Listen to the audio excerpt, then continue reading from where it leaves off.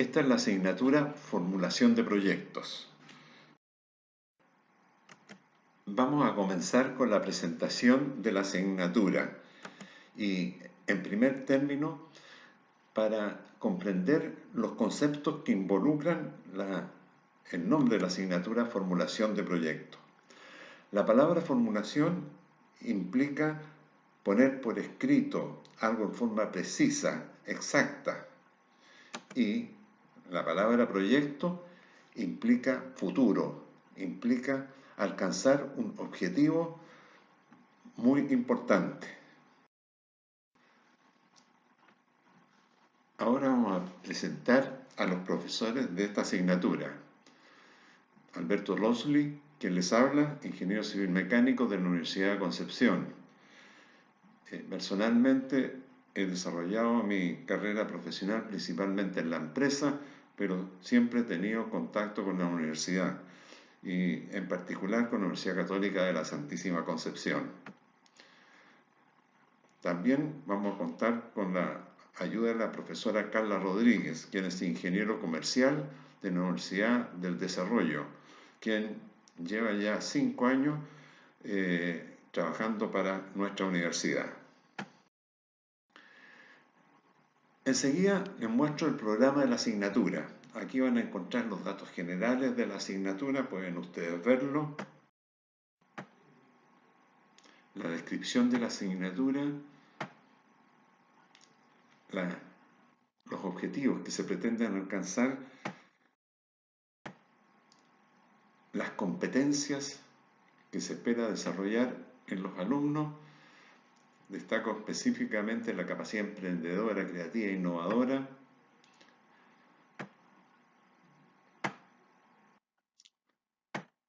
Y pueden ver ustedes todas las competencias que se espera que alcancen en el transcurso de este semestre.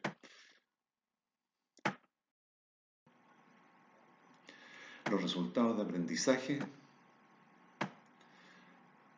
Formular un proyecto de inversión a nivel de prefactibilidad, eso lo van a hacer en la etapa práctica. Realizar estudio de mercado, estudio técnico, aspectos tributarios, optimizaciones y la gestión, la implementación de proyectos de ingeniería. Todo esto ustedes pueden verlo en el programa que se les ha hecho llegar. Los contenidos implican la introducción a la formulación de proyectos, el estudio de mercado, el estudio técnico, los aspectos tributarios, los costos de inversión de proyectos, los cálculos de beneficios, las optimizaciones y la planificación y control del proyecto para su implementación.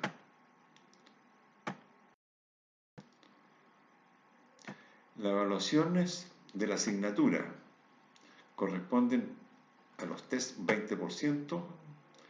Van a haber 2 certámenes cuyas fechas se indican en el calendario que les he enviado. La nota mínima es 4 en promedio de los 2 certámenes y el proyecto, los informes del proyecto que tendrán una ponderación del 40%. Requisito de asistencia por lo establecido por la Universidad Católica, que corresponde al 60%. La bibliografía, en primer lugar, les menciono el libro de preparación y evaluación de proyectos de Nasir Zapak. En general, todos los textos de los hermanos Zapak son bastante adecuados para ver los aspectos relacionados con la teoría y la práctica en lo que es preparación y evaluación de proyectos. También está el libro de evaluación social de proyectos de Ernesto Fontaine, que es un libro ya más teórico y bastante más complejo. Por último, para lo que es la teoría y práctica en la implementación de proyectos está el libro de don Américo Albala. ¿Qué es un proyecto de inversión? Para definir un proyecto de inversión, uno tiene que tener claro de que está hablando de futuro. Algo que espero a futuro, que aspiro a futuro. Y el objetivo es que un proyecto de inversión satisfaga una necesidad o resuelva un problema. Si no tiene como objetivo satisfacer una necesidad o resolver un problema, difícilmente ese proyecto de inversión se va a llevar a cabo. ¿Cómo se analiza la posibilidad de que un proyecto de inversión concrete? En primer lugar, hay que analizar la optimización de recursos. Hay recursos para implementar un proyecto: físicos, materiales, humanos, otros. Destaco principalmente el recurso tiempo. Se utilizan estos recursos con el objeto de los sacrificios que implica un proyecto de inversión. Sacrificios medibles en dinero. Sin embargo, debemos tener claro de que existen otros sacrificios que tienen un carácter intangible, que no los podemos medir en dinero. Para producir bienes y servicios, que esos sean los beneficios al proyecto. Y en cuanto a los beneficios, también hay beneficios tangibles e intangibles. ¿Y qué es lo que pretendemos? Es comparar sacrificios y beneficios. Y en la medida que los beneficios sean mayores que los sacrificios, vale la pena hacer ese proyecto de inversión. Pero aquí estamos tomando decisiones. Como los beneficios que he podido cuantificar son solamente aquellos tangibles, aquellos que puedo cuantificar en dinero, y los sacrificios que yo puedo especificar son aquellos tangibles que yo puedo especificar en dinero, debo también tener claro que hay beneficios intangibles y sacrificios intangibles. Sacrificios intangibles.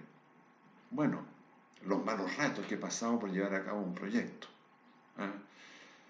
Lo que he tenido que esperar por desarrollar el proyecto. Los beneficios.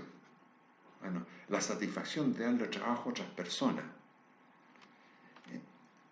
Siempre vamos a estar en el análisis de beneficio y sacrificio,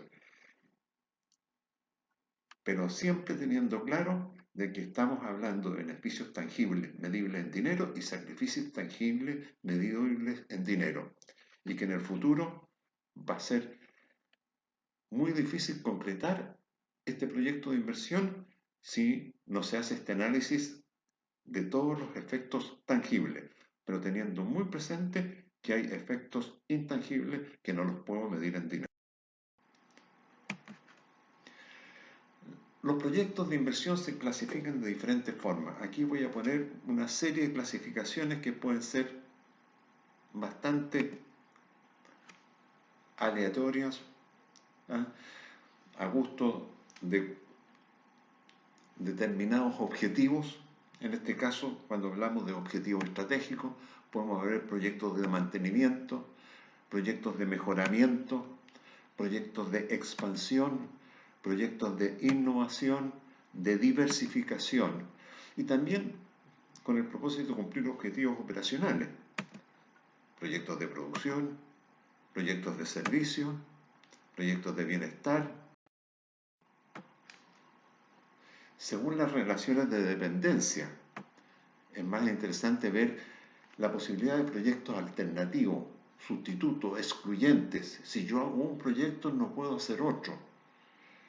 Implica que la relación entre los proyectos va a depender del uso de los recursos físicos. Si yo tengo un terreno y construyo un cementerio, ahí después no voy a poder hacer un edificio.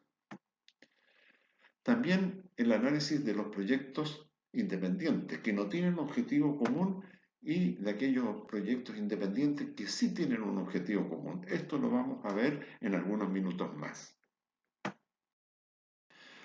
Vamos a ver ahora, desde un punto de vista sistémico, cómo funciona el proyecto como sistema. En el círculo azul que vemos ahí, vamos a representar el proyecto que me han asignado, y como jefe de proyecto me siento muy orgulloso de poder llevar a cabo un importante proyecto de la empresa en la cual trabajo.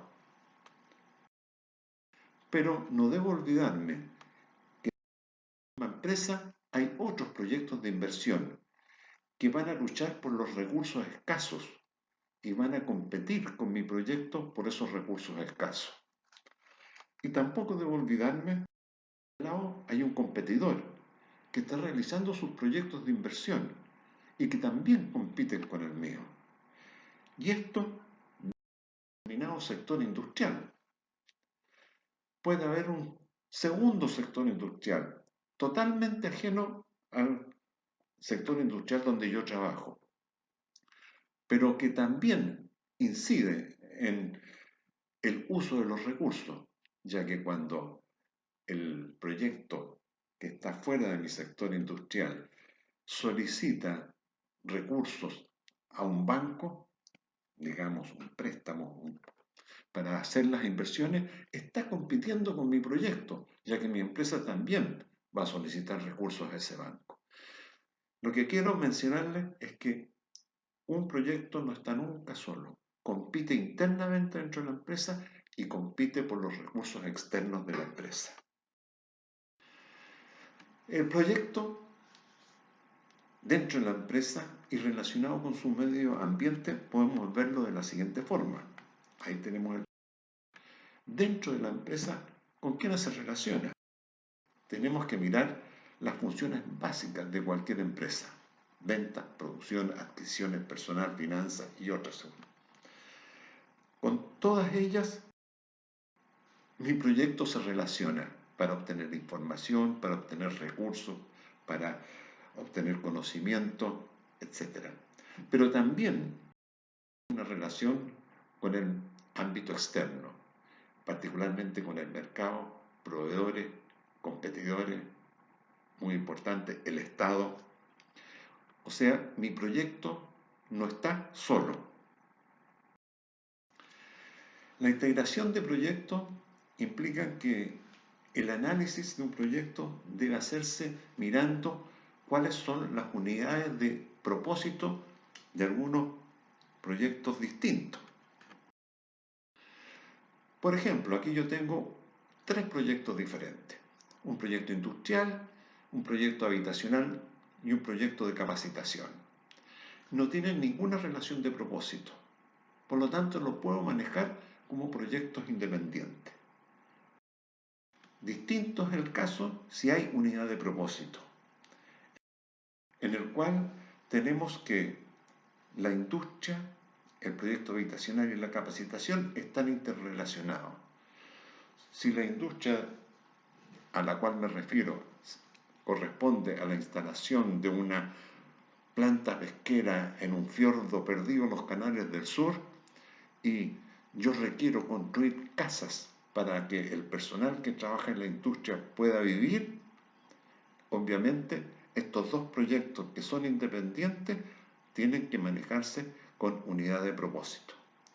Y si esta nueva industria trae tecnología de última generación y requiero capacitar al personal, obviamente el personal que va a trabajar en la industria va a tener que ser capacitado y manejar esto en forma integral.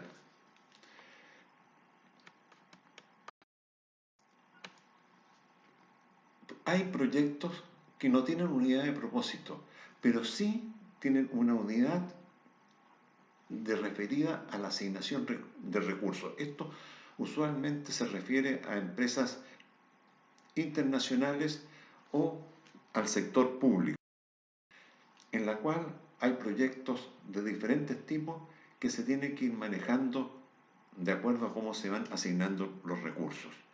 Ahí existe una unidad de propósito. No puedo manejar en forma separada los proyectos de salud, vivienda y educación. ¿Por qué evaluar y jerarquizar proyectos? Aquí vemos la demanda por recursos de todos los proyectos. Hay recursos de todo tipo: redondos, cuadrados, romboides, etc. En una empresa es muy habitual que a principios de año se solicite los proyectos que son de interés para ejecutarse en el próximo año. Y desde todas las frentes de la organización de la empresa surgen proposiciones. Así que llegan muchos proyectos de inversión. Estos proyectos de inversión son evaluados con el propósito de ver cuáles proyectos son factibles, o sea, son rentables para la empresa. Y ahí, lógicamente, que se reduce la demanda por recursos, para que finalmente veamos cuál es la disponibilidad de recursos que tenemos y descubrimos que solo podemos desarrollar algunos proyectos. Esto significa que los otros proyectos no van a ser ejecutados durante ese periodo, durante ese año. Sin embargo, todos esos otros proyectos que parecen como desechados pasan a formar parte de la cartera de proyectos de inversión de una empresa. Porque a futuro es posible que aquellos proyectos que se vean como no rentables pasen a ser rentables. Y es bueno tener la información ya estructurada. ¿Qué implica todo este análisis general que hicimos? Lo que buscamos con la formulación de proyectos es disminuir los riesgos para una buena toma de decisiones. Lo que aspiramos en esta asignatura de formulación de proyectos es que ustedes puedan formular un proyecto para que posteriormente sea evaluado y disminuir los riesgos en la toma de decisiones. Es muy importante desarrollar la capacidad de análisis para poder llegar a un análisis claro de los beneficios y sacrificios que implica un proyecto de inversión y tomar adecuadamente las decisiones. Gracias.